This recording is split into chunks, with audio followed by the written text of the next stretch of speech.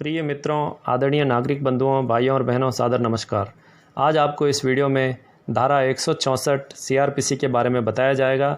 यह बताया जाएगा कि धारा 164 क्या है, धारा 164 में बयान कैसे दर्ज करवाए जाते हैं, क्या धारा 164 में बयान दर्ज कराते समय बयान दर्ज करने वाले व्यक्ति को मजिस्ट्रेट यह बताएंगे कि वह बयान देने के लिए बाध्य नहीं है, धारा 164 में बयान दर्ज करते समय ऑडियो वीडियो साधनों का कहाँ तक इस्तेमाल हो सकता है, क्या अभियुक्त के वकील की उपस्थिति आवश्यक है, इन सब प्रश्नों के बारे में आपको इस वीडियो में बताया जाएगा। धारा 164 के मुख्य तत्व क्या है? धारा 164 की मुख्य विशेषताएं निम्न प्रकार से हैं। धारा 164 में संस्वीकृति और कथन दोनों किए जा सकते हैं। धारा 164 में संस्वीकृति और कथन स्वैच्छिक अर्थात स्वयं की इच्छा से बिना किसी डर और दबाव के होना आवश्यक है। एक विशेष बात और यह है कि धारा 164 में बयान मेट्रोपॉलिटन मजिस्ट्रेट या न्यायिक मजिस्ट्रेट के सामने ही दर्ज कराए जा सकते हैं। पुलिस अधिकारी को धारा 164 में बयान लेने का कोई अधिकार नहीं दिया गया है। धारा 164 के बयान से पलटा नहीं जा सकता है क्योंकि वे मजिस्ट्रेट के सामने स्वेच्छा से दिए गए बयान होते हैं। धारा 164 में बयान दर्ज करने से पूर्व मजिस्ट्रेट इस बात से अवश्य संतुष्ट होने चाहिए कि बयान बिना दबाव व स्वतंत्र सहमति के दिए गए हैं। मजिस्ट्रेट धारा 164 में बयान दर्ज करवाने वाले व्यक्ति से प्रश्न कर सकता है और यह संतुष्टि कर लेगा बयान दर्ज करने से पूर्व कि बयान दर्ज करवाने वाले व्यक्ति ने स्वेच्छा से और उसकी सहमति से बयान दिए हैं, उसके ऊपर किसी तरह से कोई डर या दबाव नहीं है। और उसे ये भी बताएगा कि संस्वीकृति करने वाले के विरुद्ध साक्ष्य में इन बयानों का उपयोग किया जा सकता है। धारा 164 में बयान ऑडियो वीडियो साधनों के माध्यम से अभियुक्त व्यक्ति के अधिवक्ता की उपस्थिति में दर्ज किया जा सकता है। धारा 164 सीआरपीसी में संस्वीकृतियों और कथनों को अभिलिखित किया जाता है।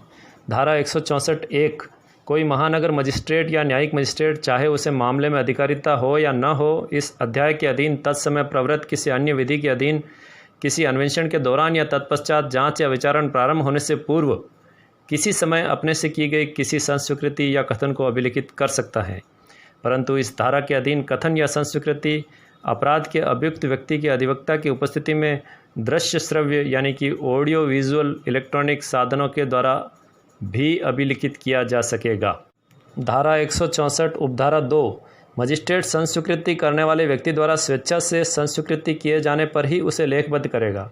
साथ ही उसे यह समझाएगा कि वह संस्वीकृति करने के लिए बाध्य नहीं है और उसके द्वारा की गई संस्वीकृति करने वाले के विरुद्ध साक्ष्य में उपयोग में लाई जा सकती है।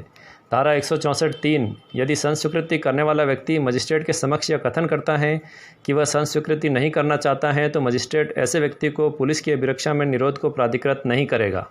धारा 164 उपधारा 4 धारा 281 सीआरपीसी में दी गई रीति के से ही संस्वीकृति अभिलिखित की जाएगी एवं संस्वीकृति करने वाले व्यक्ति द्वारा उस पर हस्ताक्षर किए जाएंगे और मजिस्ट्रेट ऐसे अभिलेख के नीचे निम्नलिखित भाव का एक ज्ञापन लिखेगा। मैंने नाम को यह समझा दिया है कि वह संस्वीकृति करने के लिए आबद्ध नहीं है और यदि वह ऐसा करता है तो कोई संस्वीकृति जो वह करेगा उसके विरुद्ध साक्ष्य में उपयोग में लाई जा सकती है और मुझे यह विश्वास है कि यह संस्वीकृति स्वेच्छा से की गई है, यह मेरी उपस्थिति में और मेरे सुनते हुए लिखी गई है और जिस व्यक्ति ने यह संस्वीकृति की है उसे यह पढ़कर सुना दी गई है और उसने उसका सही होना स्वीकार किया है और उसके द्वारा किए गए कथन का पूरा और सही वृत्तांत इसमें है। उसके पश्चात मजिस्ट्रेट हस्ताक्षर करेगा। धारा 164 उपधारा 5 उपधारा 1 के अधीन किया संस्वीकृति से भिन्न कोई कथन साक्ष्य अभिलिखित करने के लिए इसमें इसके पश्चात उपबंधित रीति से अभिलिखित किया जाएगा जो मजिस्ट्रेट की राय में मामले की परिस्थितियों में सर्वाधिक उपयुक्त हो तथा मजिस्ट्रेट को उस व्यक्ति को शपथ दिलाने की शक्ति होगी जिसका कथन इस प्रकार अभिलिखित किया जाता है। धारा 164(5) क भारतीय दंड संहिता की धारा 354, धारा 354 क, धारा 354 ख, धारा 354 ग, धारा 354 घ, धारा 376 की उपधारा 1 या उपधारा 2, धारा 376 क, धारा 376 ख, धारा 376 ग, धारा 376 घ, धारा 376 अंग या धारा 509 के अधीन दंडनीय मामलों में न्यायिक मजिस्ट्रेट उस व्यक्ति का जिसके विरुद्ध उपधारा 5 में विहित रीति से ऐसा अपराध किया गया है कथन जैसे ही अपराध किया जाना पुलिस की जानकारी में लाया जाता है अभिलिखित करेगा। परंतु यदि कथन करने वाला व्यक्ति अस्थायी या स्थायी रूप से मानसिक या शारीरिक रूप से निशक्त हैं तो किसी द्विभाषीय या विशेष प्रबोधक की सहायता से उस व्यक्ति द्वारा किए गए कथन की वीडियो फिल्म तैयार की जाएगी धारा 164(5) ख ऐसे किसी व्यक्ति के जो अस्थायी या स्थायी रूप से मानसिक या शारीरिक रूप से निशक्त हैं। खंड क के अधीन अभिलिखित कथन को भारतीय साक्ष्य अधिनियम 1872 की धारा 137 में यथा विनिर्दिष्ट मुख्य परीक्षा मेन एग्जामिनेशन के स्थान पर एक कथन समझा जाएगा और ऐसा कथन करने वाले की विचारण के समय उसको अभिलिखित करने की आवश्यकता के बिना ऐसे कथन पर प्रतिपरीक्षा या क्रॉस एग्जामिनेशन किया जा सकेगा। धारा 164 में दो शब्द प्रमुखतः आए हैं, संस्वीकृति और कथन। संस्वीकृति का अर्थ है अभियुक्त व्यक्ति का स्वयं किसी तथ्य को स्वीकार करना, ऐसा बयान मजिस्ट्रेट के सामने देना जिसे मजिस्ट्रेट द्वारा स्वयं अभिलिखित किया जाता है। और कथन का अर्थ उस बयान से है जो किसी अपराध का शिकार हुए पीड़ित या पीड़िता द्वारा उस अपराध की आप बीती का वर्णन मजिस्ट्रेट के सामने किया जाता है और मजिस्ट्रेट द्वारा नियमानुसार उसे लेखबद्ध किया जाता है। संस्वीकृति और कथन दोनों में स्वतंत्र सहमति का तत्व होना आवश्यक है।